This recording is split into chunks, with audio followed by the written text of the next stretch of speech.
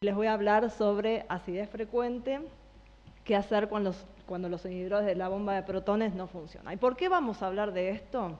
Porque es un problema prevalente, ¿sí? Este es un trabajo hecho en Argentina por el grupo del doctor Olmos, un trabajo epidemiológico hecho en 17 áreas geográficas de la Argentina con un cuestionario validado en la población general, donde se encontró que la proporción, digamos, la prevalencia de síntomas frecuentes de reflujo en Argentina es del 23%.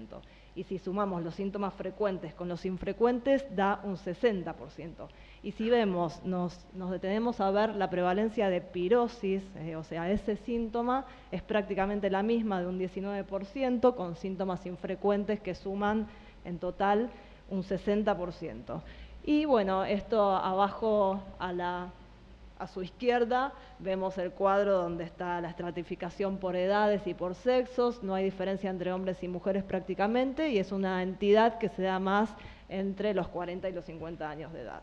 Este trabajo calificó para la revisión sistemática publicada en el año 2014, donde vemos que la Argentina, al igual que otros países de América como Estados Unidos y de Europa, tiene una prevalencia alta de reflujo a diferencia de los países asiáticos.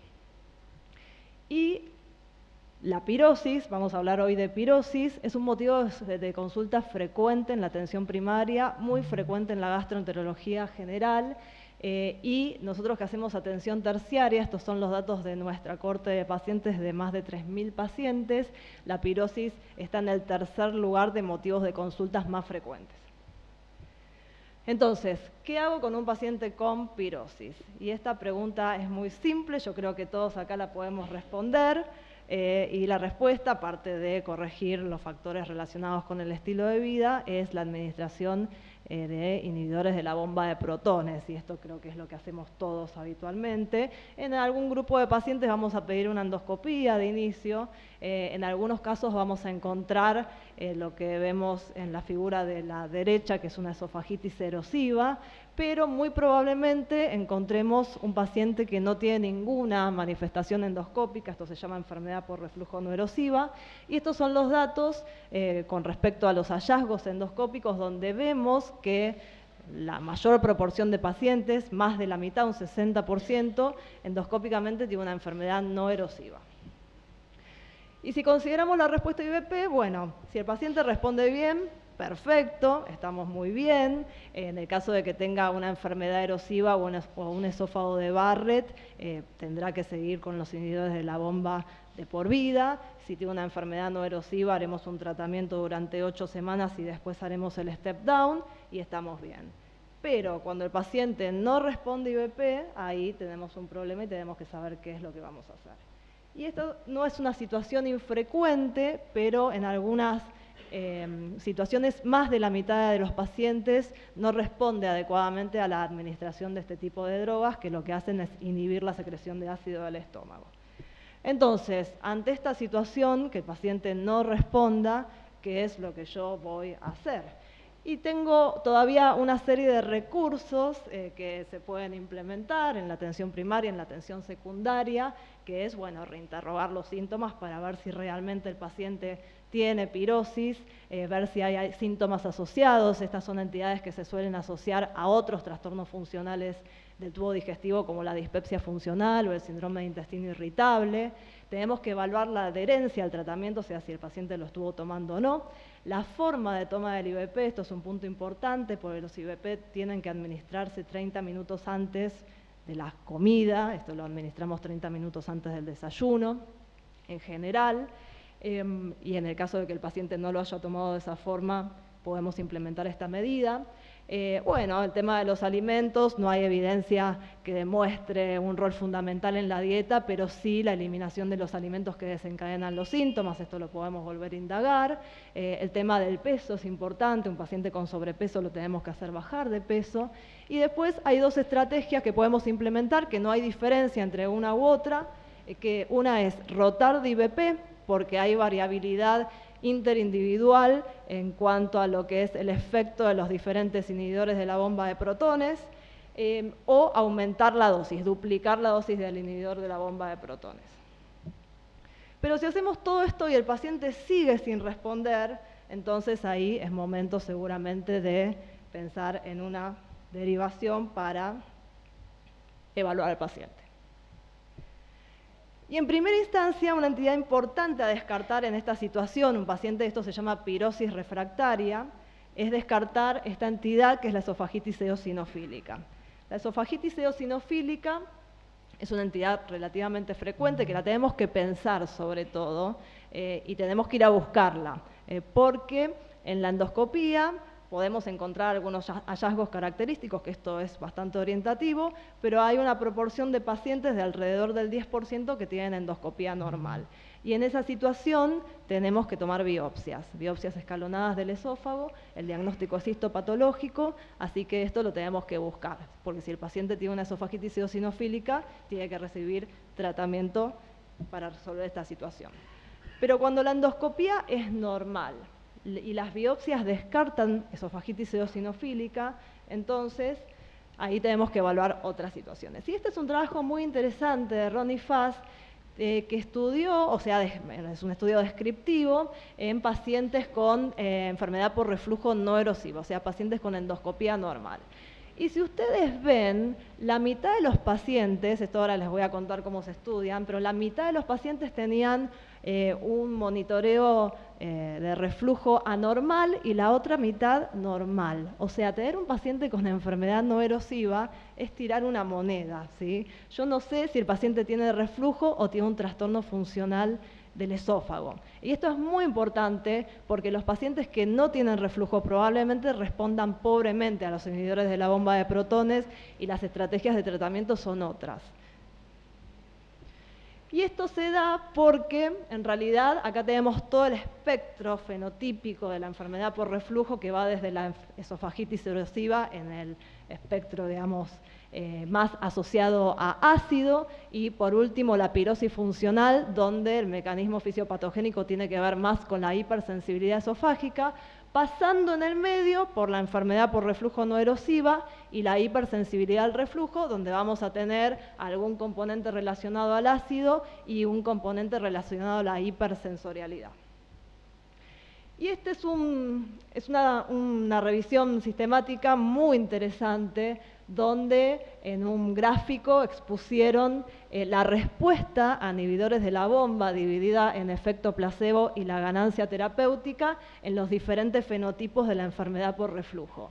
Donde vemos, que esto tiene lógica por lo que les acabo de decir, que la esofagitis erosiva es la entidad o el fenotipo de reflujo que mejor responde a IVP, con una ganancia terapéutica de prácticamente el 100%, el 90% en los casos de esofagitis leve, un poco menos en la severa, pero con una ganancia terapéutica importante y un efecto placebo bajo, ¿sí? Pero si vamos un poquitito más abajo, la pirosis, sobre todo cuando tenemos una enfermedad no erosiva, tiene una respuesta pobre de un poco más del 50%, y la mitad de esta respuesta está dada por el efecto placebo, que es un efecto, digamos, del que nos tenemos que valer, pero esto significa que la fisiopatogenia no tiene que ver estrictamente con el ácido.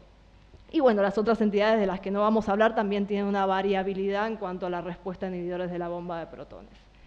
Entonces, ¿cómo hago para investigar esta situación? ¿Sí? Un paciente que tiene pirosis, que no responde a inhibidores de la bomba, que tiene una endoscopía normal con biopsias para esofagitis eosinofílica negativas. ¿Cómo sabemos dónde estamos parados? Los recursos que tenemos se llama en general monitoreo ambulatorio de reflujo.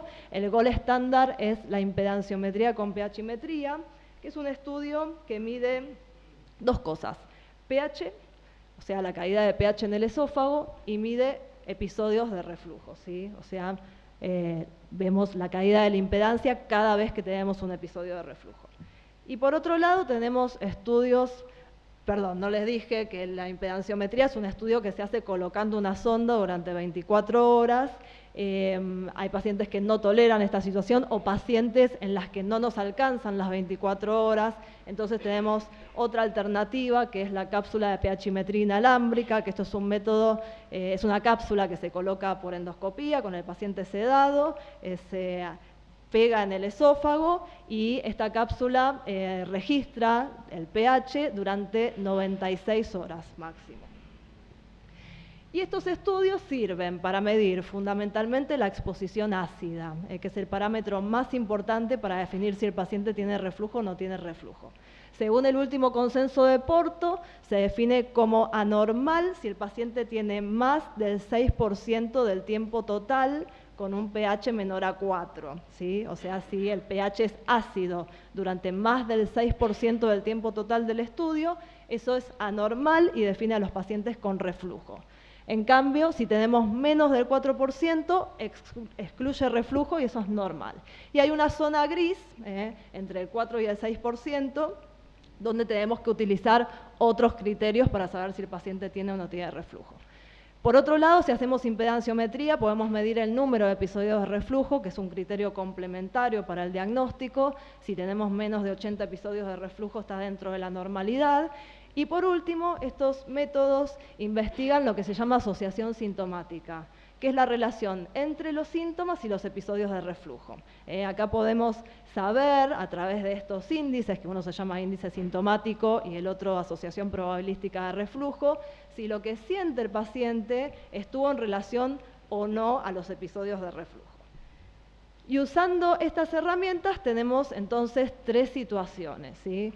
Que el estudio sea anormal, que el paciente tenga una exposición ácida patológica con asociación sintomática positiva, que eso es la verdadera enfermedad por reflujo refractaria, que el paciente tenga un estudio normal, esto significa que tenga una exposición ácida normal con una asociación sintomática negativa, que a eso se le llama pirosis funcional y hoy está clasificado dentro de los trastornos funcionales del esófago según los criterios de Roma 4, o que tenga una exposición ácida normal, pero con asociación sintomática positiva. Y eso se le llama esófago hipersensible, que está también dentro de los trastornos funcionales del esófago. Y esto es importante porque, como les decía, si el paciente tiene una enfermedad por reflujo refractaria, nosotros tenemos que ir escalonando el tratamiento del reflujo, pero si el paciente tiene un trastorno funcional, entonces tenemos que usar otro tipo de medicamentos que son moduladores del dolor. El esófago hipersensible es una situación que está en el medio, es más, hay pacientes que tienen reflujo, que le damos un inhibidor de la bomba de protones y no tiene una respuesta adecuada y lo estudiamos intratratamiento y vemos que esa es la situación, o sea que es un mix entre hipersensorialidad y reflujo. Entonces, como conclusión, podemos decir que la pirosis es un motivo de consulta frecuente, que tiene un impacto alto en la calidad de vida, que casi la mitad de los pacientes o más a veces no responden adecuadamente al uso de inhibidores de la bomba de protones y lo que hay que conocer en la atención primaria y secundaria, que es recomendable la derivación oportuna para lograr un diagnóstico y un manejo adecuados. Muchas gracias.